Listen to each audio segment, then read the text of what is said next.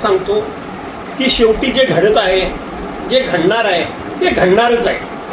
त्याची फार मोठी चिंता पक्षप्रमुखांनी करू नये, एवढंच फक्त आजच्या खेपेला मी सांगेन. शेवटी ये दिन भी निकल जाएंगे, हे दिवस सुद्धा निघून जातील. पण हे दिवस निघून जाण्याकरता म्हणून आपल्याला कुठे ना कुठेतरी काही कार्यक्रम हातामध्ये घ्यावा लागेल, काही निर्णय करावे लागतील, काही भूमिका त्या ठिकाणी आपल्याला ठरवावी लागेल.